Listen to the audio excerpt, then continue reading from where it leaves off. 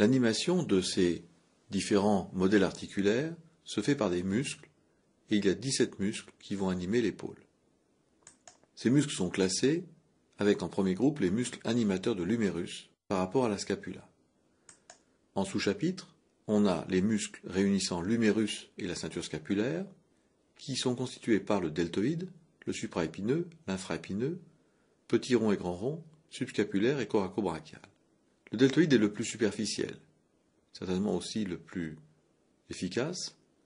Le supraépineux est donc en haut, puis on a infraépineux, petit rond, grand rond, subscapulaire et coracobrachial. Les muscles infraépineux, petit rond, grand rond sont situés sur la face dorsale, alors que subscapulaire et coracobrachial sont en avant. Les muscles infraépineux, petit rond, supraépineux, font partie d'un groupe très spécifique qu'on appelle la coiffe des rotateurs qui peuvent facilement se rompre en vieillissant et provoquer une impotence fonctionnelle de l'épaule. Deuxième sous-groupe, les muscles réunissant l'humérus et le tronc. C'est le grand pectoral en avant, le grand dorsal en arrière, deux muscles larges, et enfin les muscles du coude intervenant dans le jeu de l'articulation scapulo-humérale. Des muscles polyarticulaires qui vont surtout stabiliser le coude. C'est le biceps brachial en avant, le triceps brachial en arrière. Les schémas suivants vont détailler la position topographique, les insertions et le rôle des muscles de l'ensemble fonctionnel de l'épaule. Voyons tout d'abord les muscles superficiels avec, sur cette vue de face et cette vue crâniale, tout d'abord le muscle deltoïde. Certainement le plus important dans l'articulation de l'épaule, le muscle deltoïde est superficiel et en 3 faisceaux. Il comprend ventralement un faisceau claviculaire, inséré sur le tiers latéral de la clavicule. Ces fibres vont se terminer au tiers moyen sur la diaphyse de l'humérus, sur la face latérale. Ce faisceau claviculaire est bien visible sur la face, il est également visible sur le schéma inférieur qui représente une vue crâniale et en partie translucide de l'épaule. Le deuxième faisceau, c'est le faisceau acromial.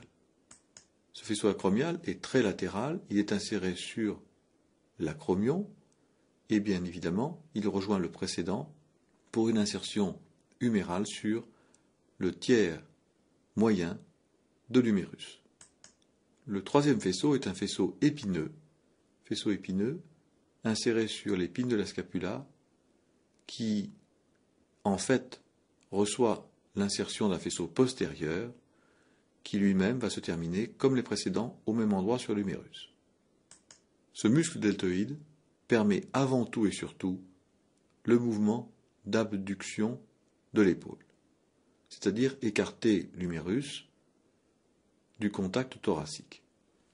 Ce mouvement d'abduction est primordial et compromet gravement l'usage du membre supérieur lorsqu'il est impossible. Dans le même plan se trouve le muscle grand pectoral, qui lui aussi est en 3 faisceaux, on détaillera ultérieurement, le grand pectoral qui tapisse une grande partie de la cage thoracique ventrale pour rejoindre un tendon distal, tendon qui est unique, c'est le tendon du grand pectoral qui s'insère également sur la diaphyse de l'humérus au tiers moyen. Dans le plan sous-jacent, recouvert par le deltoïde essentiellement, se trouvent les muscles de la coiffe des rotateurs. Les muscles de la coiffe des rotateurs ont cette appellation surtout pour une part clinique et non pas anatomique. Ils sont au nombre de 3, avec le supraépineux tout d'abord. Le muscle supraépineux occupe dans son insertion pratiquement toute la fosse supraépineuse de la scapula sur sa face dorsale. Ce muscle supraépineux a un trajet oblique, latéral et ventral, et va se terminer au sommet du tubercule majeur. Ce muscle supraépineux passe sous la voûte acromioclaviculaire et il est protégé, on l'a vu précédemment, par une bourse séreuse. Néanmoins, dans les mouvements répétés, ce muscle supraépineux va subir un vieillissement, une usure, et peut se rompre spontanément, ce qui compromet gravement le mouvement d'abduction scapulo-humérale. je reconnais également le muscle subscapulaire, qui est ventral, qui se termine sur le tubercule mineur, et dorsalement, les muscles infraépineux et petit rond, qui sont insérés largement au-dessous de l'épine de la scapula, et ces muscles vont se terminer avec un faisceau distal commun sur le tubercule majeur, sur son bord dorsal, au niveau de la distalité. Il en résulte, pour le muscle supraépineux, avant tout une intervention dans le mouvement d'abduction. Le supraépineux est le starter du mouvement d'abduction, qui est pris en relais ensuite par le muscle deltoïde. Ventralement, le muscle subscapulaire est un muscle rotateur qui permet la rotation interne de l'articulation scapulo-humérale. Le muscle infraépineux est également rotateur, ainsi que le petit rond, mais ils sont antagonistes par rapport au précédent et permettent des mouvements de rotation externe de l'humérus par rapport au thorax.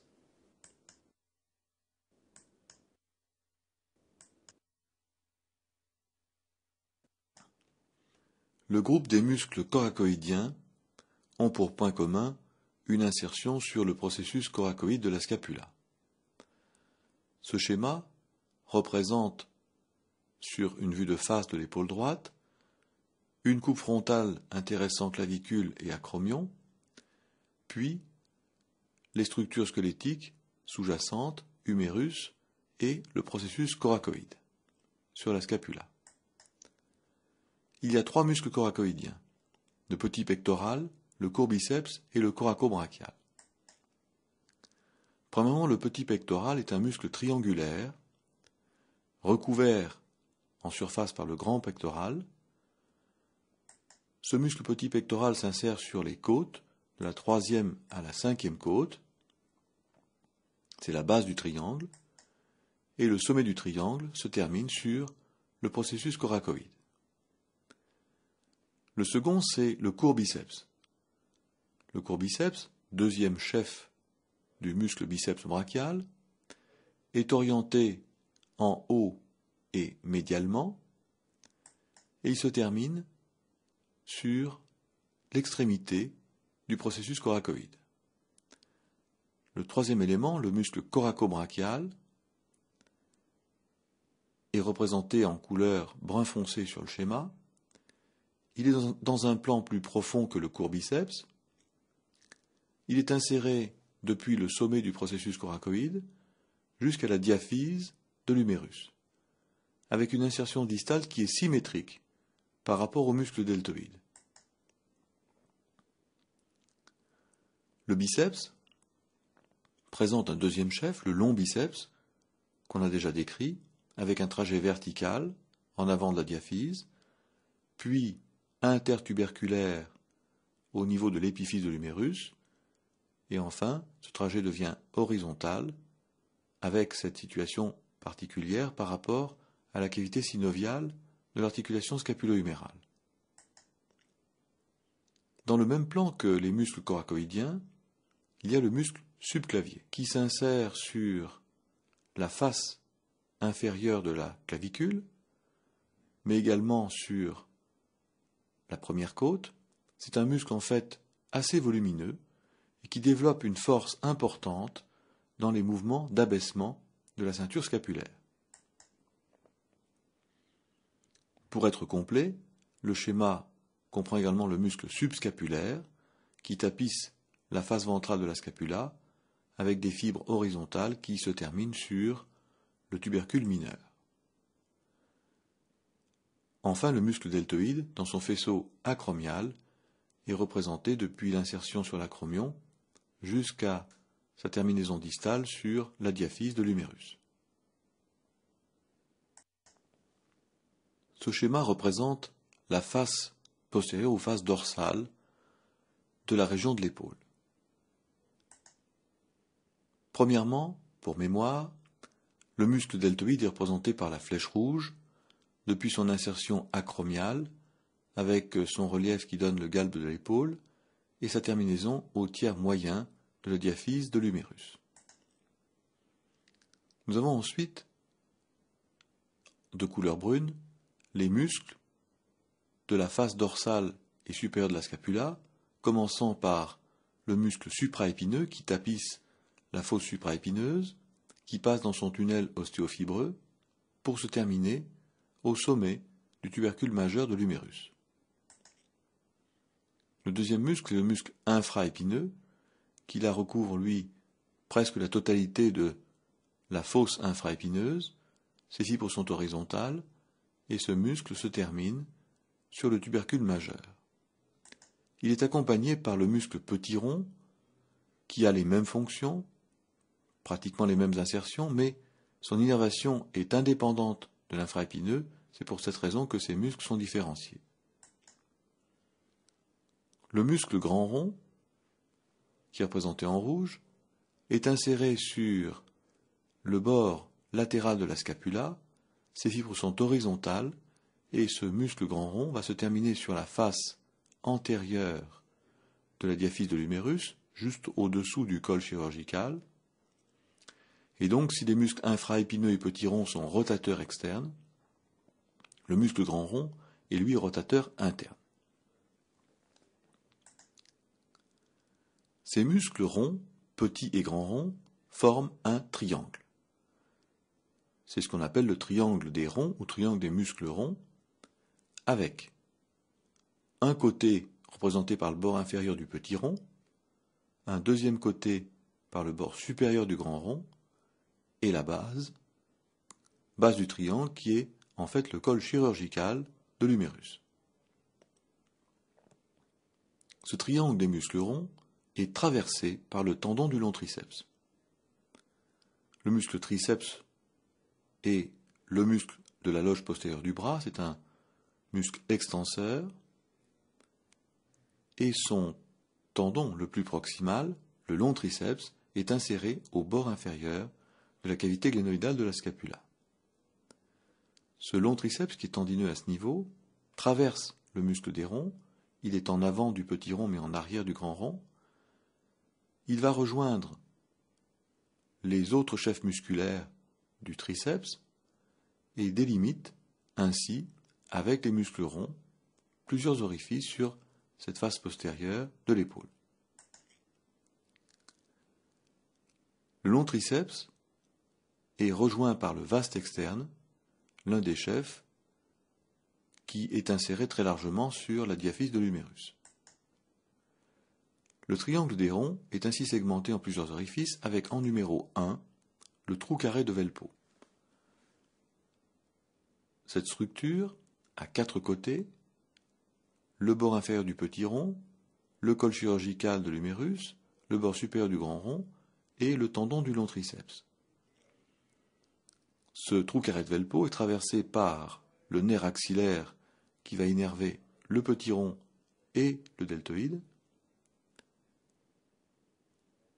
Et il est traversé également par une artère, l'artère circonflexe, qui fait le tour du col chirurgical et qui alimente en sang oxygéné toute cette région de l'ensemble fonctionnel de l'épaule. Plus médialement, la fente homotricipitale entre l'omoplate et le triceps est le lieu de passage de vaisseaux artériels et veineux. Le troisième défilé, c'est la fente humérotricipitale entre la diaphyse de l'humérus et le long triceps. C'est là que passent en particulier des vaisseaux, mais surtout le nerf radial. Dans cette région du triangle des ronds, chacun des orifices permet le passage de nerfs, de vaisseaux, mais il est bien entendu que lorsqu'il y a une artère, il y a toujours le réseau veineux qui l'accompagne, réseau veineux qui est d'ailleurs plus abondant, avec en moyenne 2 ou 3 veines pour une artère. Parmi les muscles larges superficiels, le muscle grand pectoral développe une force importante. Il est présenté de 2 façons différentes sur ce schéma de face, le membre supérieur gauche est en élévation forcée, le membre supérieur droit est en position de référence anatomique. Ce muscle grand pectoral présente 3 faisceaux Le premier est claviculaire, le deuxième thoracique supérieur, le troisième thoracique inférieur. Parmi ces trois faisceaux, le premier est inséré sur la clavicule, le second sur le thorax, le troisième jusqu'à la sixième côte. Ce qui est caractéristique, c'est la terminaison, là encore commune, des tendons distaux du muscle grand pectoral. L'insertion proximale est assez large, mais l'insertion distale est restreinte, avec une insertion de chacun des faisceaux qui s'entrecroisent avant de se terminer sur la diaphyse de l'humérus au-dessous du col chirurgical. Ce mouvement de torsion des tendons en distalité du grand pectoral, ces mouvements de torsion renforcent la solidité et la solidité de l'insertion du muscle grand pectoral sur l'humérus. Ceci est illustré sur le membre supérieur du côté gauche, qui est en position de référence avec un mouvement d'abduction forcé de la part de l'humérus, mouvement d'abduction forcé qui déroule les insertions du muscle grand pectoral, avec cette fois-ci non plus un mouvement de torsion, mais un étalement de A à B, alors que sur la gravure au niveau du membre supérieur droit, on a une inversion et un entrecroisement de l'insertion distale. L'équivalent des muscles larges sur la face dorsale est représenté par le muscle grand dorsal, qui est donc équivalent au muscle grand pectoral qui est sur la face ventrale. Ce muscle grand dorsal est très largement inséré en proximalité, avec une première portion qui est colorée en vert sur le schéma, qui est non contractile, c'est un fascia ou aponévrose. Ce fascia ou aponévrose commence son insertion sur les processus épineux de la colonne thoracique en T6 jusqu'en T12, puis sur toute la hauteur de la colonne lombaire pour les processus épineux, ainsi que la colonne sacrée. L'insertion se poursuit latéralement en remontant sur le bord latéral du sacrum, puis sur la crête iliaque. L'orientation des fibres conjonctives qui constituent ce fascia est dirigée en haut et latéralement. Ensuite, le muscle devient constitué véritablement par des fibres musculaires qui sont dans la même orientation, latérale et crâniale, et constituent un large muscle aplati qui s'amincit pour finir avec un tendon qui, comme le muscle grand pectoral, a un mouvement de torsion et finit son insertion distale sur la face ventrale de l'humérus, juste en distalité du col chirurgical. C'est un muscle adducteur puissant qui permet de compléter le mouvement du muscle grand pectoral. Nous continuons notre synthèse avec les muscles animateurs de la ceinture scapulaire par rapport au thorax. Ils sont constitués par le muscle dentelé antérieur qui est latéral, le muscle trapèze qui est superficiel, et en profondeur par rapport à ce muscle trapèze, les muscles rhomboïdes, élévateurs de la scapula, qui sont dans le plan profond, le muscle subclavier et petit pectoral pour terminer, mais les muscles trapèzes, rhomboïdes, élévateurs de la scapula sont dans le plan dorsal, les muscles subclavier et petit pectoral dans le plan ventral. Soit au total 17 muscles pour l'ensemble fonctionnel de l'épaule, tous innervés par le plexus brachial, sauf le muscle trapèze, qui est innervé par le nerf accessoire. Le nerf accessoire est un nerf crânien, c'est la 11e paire crânienne. Ce nerf accessoire innerve également le muscle sternoclédomastoïdien, qui travaille en couple avec le trapèze pour la rotation de la tête et l'orientation des organes des sens, selon les signes d'alerte que l'on peut recevoir. Ce schéma représente une vue dorsale de l'ensemble crânio-vertébral de l'individu. Comme repère squelettique, nous avons la face postérieure du crâne, l'ensemble de la colonne vertébrale, cervicale, thoracique et lombaire et sacrée, les deux os coxaux, la cage thoracique et la partie proximale du squelette du membre supérieur, scapula, clavicule à droite, l'humérus est rajouté du côté gauche.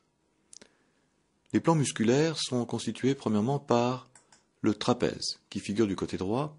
C'est un muscle large, en plusieurs faisceaux, comme beaucoup de muscles superficiels. Ce muscle trapèze est divisé en 3 faisceaux. Le premier est le faisceau crânial ou supérieur, inséré depuis l'occipital jusqu'à C7, avec une insertion rectiligne, verticale, qui s'appuie sur le ligament nucal. Les fibres musculaires sont obliques, dirigées latéralement et vers le bas, et vont se terminer sur le tiers latéral de la clavicule. Le deuxième faisceau, faisceau moyen ou intermédiaire, est inséré là aussi sur la ligne médiane dorsale, sur les processus épineux. En fait, les insertions respectives de ces 3 faisceaux du trapèze vous sont décrites en détail dans le cours de M. Chaffanjon. C'est la version qu'il faut retenir. Pour le faisceau intermédiaire ou moyen, les fibres sont horizontales et se dirigent vers l'acromion en distalité. Le troisième faisceau, inférieur ou caudal, a une obliquité opposée par rapport au premier. L'insertion proximale est toujours sur la ligne verticale médiane des processus épineux.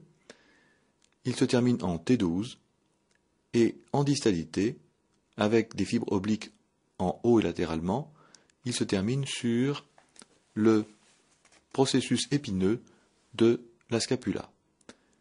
Le faisceau intermédiaire se terminait, lui, sur le processus qui est l'acromion au niveau de la scapula. Ce muscle, qui intervient dans les mouvements de la ceinture scapulaire, donc la racine du membre supérieur, intervient aussi beaucoup dans les mouvements de la colonne vertébrale, particulièrement la colonne cervicale. Et il travaille en couple avec un autre muscle de la région cervicale, muscle qui est antérieur, qui sera rapporté dans un autre chapitre par M. Chaffanjon. C'est le muscle sternocléidomastoïdien, et trapèze et sternocléidomastoïdien sont innervés par un nerf, le nerf accessoire, qui est un nerf crânien, puisque leur but principal est d'orienter la vue, disons les organes des sens, vers une stimulation ou une alerte. Les 2 muscles suivants sont dans un plan plus profond. Tout d'abord, l'élévateur de la scapula, comme son nom l'indique, va avoir une fonction d'élévation de la ceinture scapulaire. Il est inséré en proximalité sur les processus transversaires des vertèbres cervicales de C1 à C4. Ces 4 faisceaux vont se rejoindre pour former un fuseau musculaire pratiquement vertical, légèrement oblique en bas et latéralement, qui va se fixer sur le bord spinal de la scapula, depuis l'angle supérieur jusqu'à l'origine de l'épine scapulaire. Enfin, le muscle rhomboïde, deuxième muscle dans le plan profond, qui est inséré sur les processus épineux des vertèbres thoraciques de T1 à T4. Ce muscle est oblique, latéralement et vers le bas, et il va rejoindre le bord spinal de la scapula depuis l'origine de l'épine jusqu'à l'angle inférieur. Ce tableau permet de récapituler les fonctions des muscles animateurs de l'articulation scapulo-humérale. Nous avons vu que l'articulation scapulo-humérale est une énarthrose mettant en jeu des segments de sphère pleins et segments de sphère creux, qu'il y a 3 axes de rotation, donc 6 directions de mouvement. 6 directions de mouvement qui sont l'abduction, adduction dans le plan frontal, l'antépulsion, rétropulsion dans le plan sagittal, rotation interne, rotation externe sur un axe vertical. Le muscle deltoïde, pour commencer, est le principal muscle abducteur. Il est abducteur par son faisceau latéral, le faisceau acromial, mais par sa constitution avec 3 faisceaux, il est également antépulseur, rétropulseur, rotateur interne, rotateur externe. Le second muscle, le muscle supraépineux, est également abducteur, et il a exclusivement cette fonction d'abduction. Dans le mouvement d'abduction, celui-ci est initié par le muscle supraépineux, qui a un rôle de starter, puis le relais est pris en force par le muscle deltoïde. Le muscle supraépineux fait partie des muscles de la coiffe des rotateurs. C'est un muscle fragile qui, par des mouvements répétés, sportifs ou professionnels, peut être déchiré, rompu.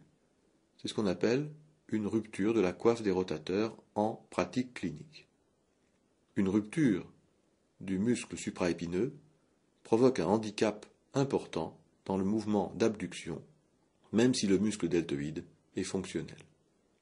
Le muscle infraépineux est en partie abducteur, mais surtout rotateur externe, ainsi que le muscle petit rond, qui a la même fonction, le petit rond étant essentiellement un faisceau indépendant du muscle infraépineux qui a une innervation différente. Les fonctions sont les mêmes pour ces deux muscles. Le muscle grand rond n'est plus abducteur mais adducteur. En effet, son insertion distale est plus bas située. Il est adducteur et rotateur interne, car son insertion distale est sur la face ventrale de l'humérus et à un moindre degré rétropulseur. Le muscle subscapulaire est rotateur interne exclusif. Le muscle coraco-brachial a un rôle d'adduction et d'antépulsion. Quant au muscle grand pectoral, il est adducteur et antépulseur, à un moindre degré rotateur interne. Le muscle grand dorsal est adducteur comme le grand pectoral, puisque c'est son symétrique dorsal, mais il est bien sûr rétropulseur et en partie rotateur interne.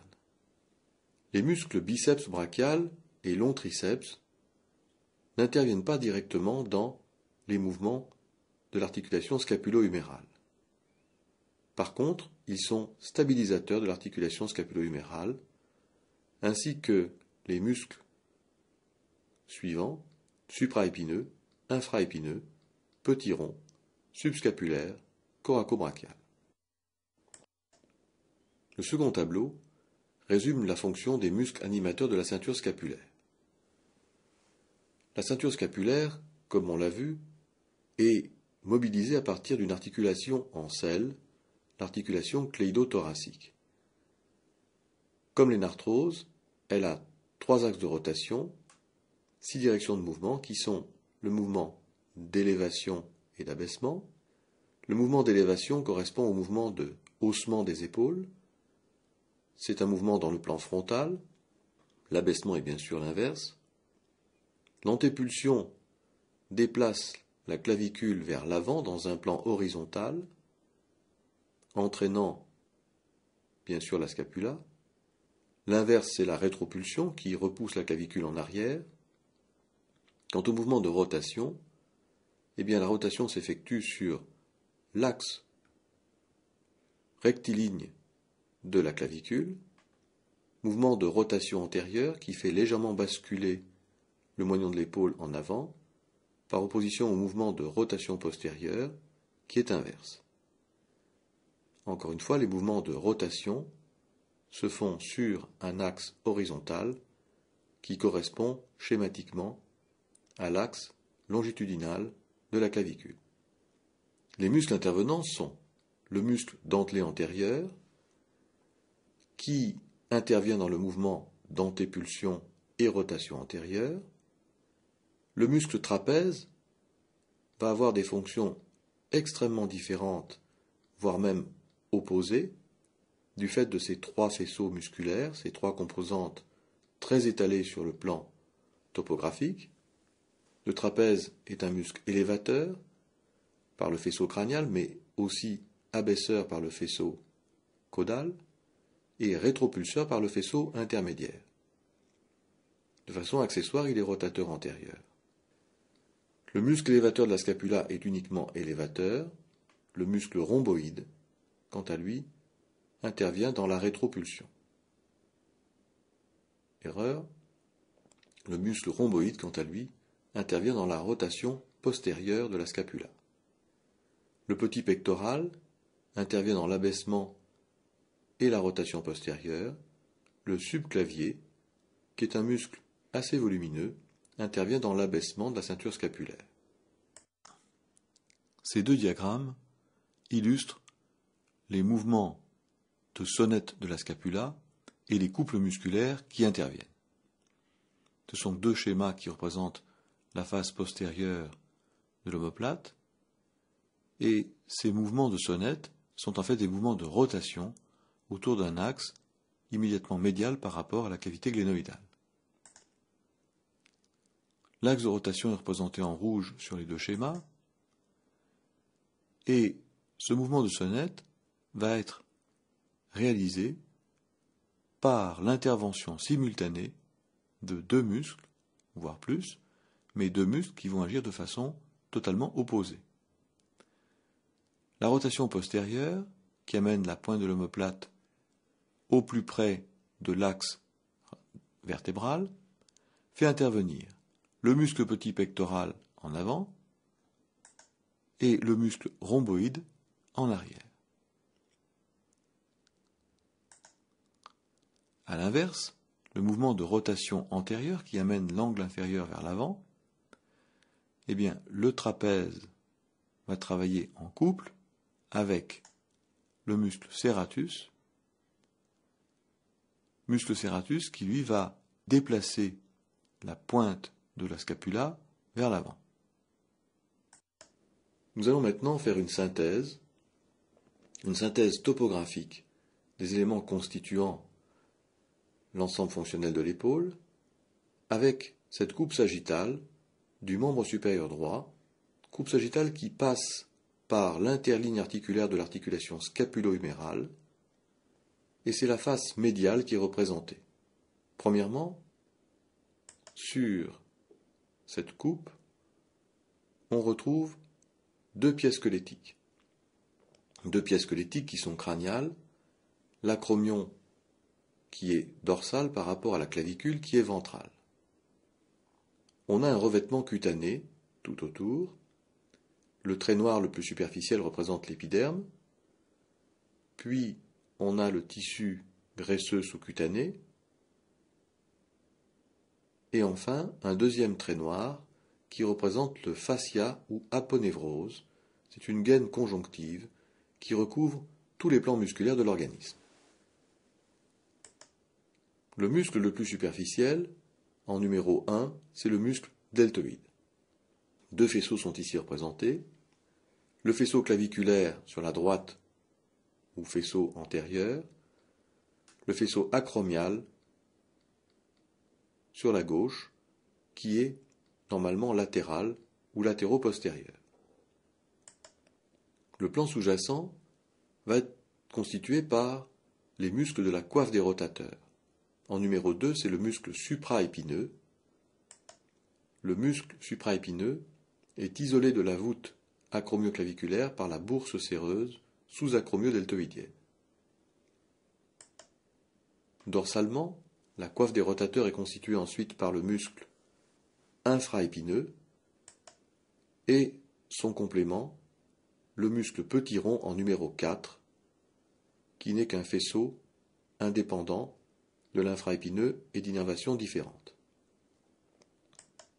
En continuant sur la face dorsale, le numéro 5 représente le long triceps, qui est un muscle du coude.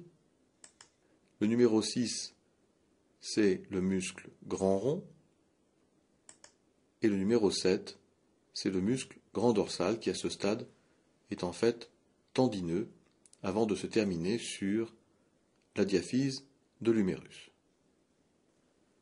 La partie centrale coupe la capsule et les structures articulaires entre la tête de l'humérus et la cavité glénoïdale de la scapula. La face ventrale de cette capsule articulaire est recouverte par le numéro 8, le muscle subscapulaire. La partie centrale comprend, surlignée en orange, la membrane synoviale. Membrane synoviale qui fait le tour, la périphérie de la cavité articulaire et qui, dans le cas présent, est traversée par le tendon du long biceps qui possède une gaine synoviale indépendante, la face fonctionnelle de la membrane synoviale étant le trait orange qui, bien sûr, est orienté vers la cavité articulaire.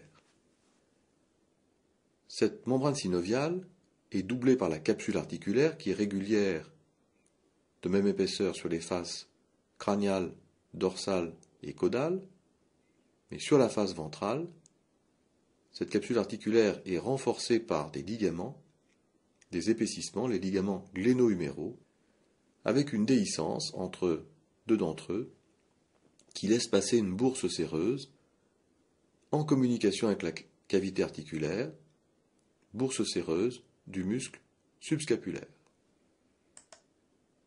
Sur la face ventrale, le numéro 9 est le muscle coraco-brachial.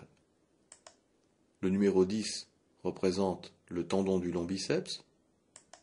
Le numéro 10 bis, le court biceps, qui va rejoindre le processus coracoïde. Et en numéro 11, le muscle grand pectoral, qui est déjà sur sa partie distale, avec l'entrecroisement des trois faisceaux qui forment ici schématiquement la lettre U. Le dernier élément, c'est le rectangle qui est au-dessous et en avant du muscle supraépineux de numéro 2.